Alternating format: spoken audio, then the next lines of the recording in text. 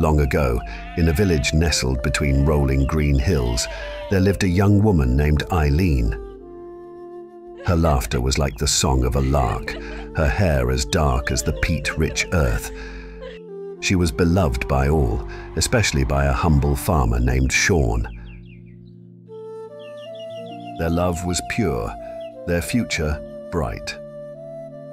The village buzzed with excitement as their wedding day approached.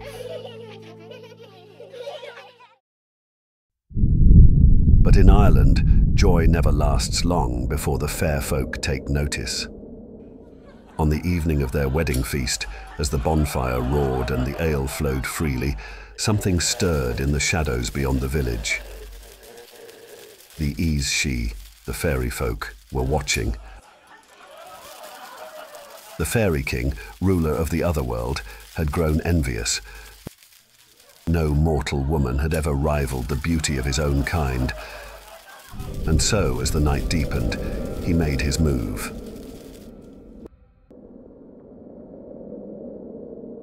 The fairy wind, cover your eyes.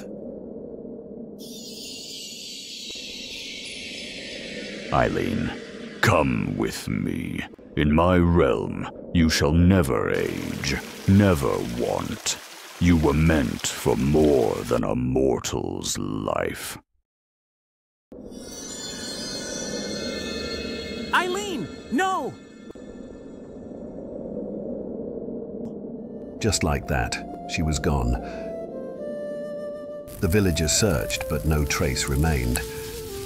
Some said she had been taken to the land of eternal youth. Others feared she was lost forever. In the village's oldest hut, where the roof sagged under the weight of 100 winters, there lived a woman who remembered what others dared not. The children called her Mad Molly, but the desperate knew better.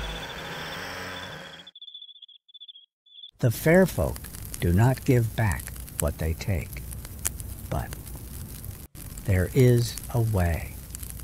Tell me, I'll pay any price. On the next full moon, go to the old ring fort where the hawthorn grows. If you pass the Fairy King's tests, he may release her. But fail, and you'll join her in the Otherworld forever. Guided only by the wise woman's warnings, Sean trekked deeper into the old woods. Sean climbed the hill under a pale moon. The fairy fort glowed with strange light. He stepped into the ring, and the world changed. There were the good folk, beautiful and terrible.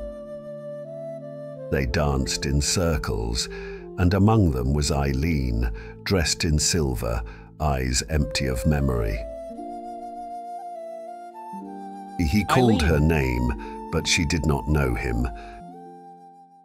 You may try to take her, mortal, but only if you pass 3 tests. Should you fail, you will stay here forever. The first test began. The fairies spun the world around Sean. He blinked. And suddenly, he was no longer in the ring, but back in his village, years in the future. His mother old and dying. Her voice whispered, "You lost her. You waited too long. Let go." This is not real. This is fairy time.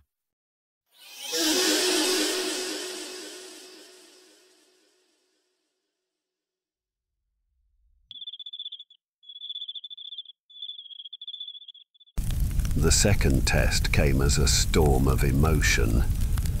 The fairies made him relive every sorrow, every fear, every failure. They whispered that he was unworthy of love. She is worth every sorrow.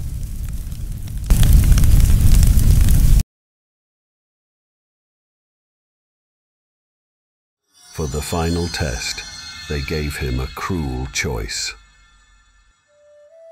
3 Eileen stood before him, all begging him to choose.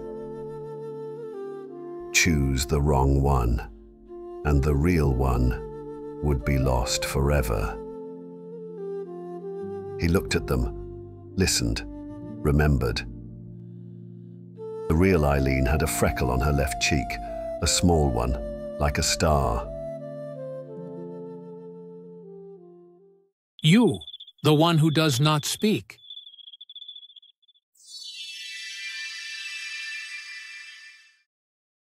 I thought I'd never see you again.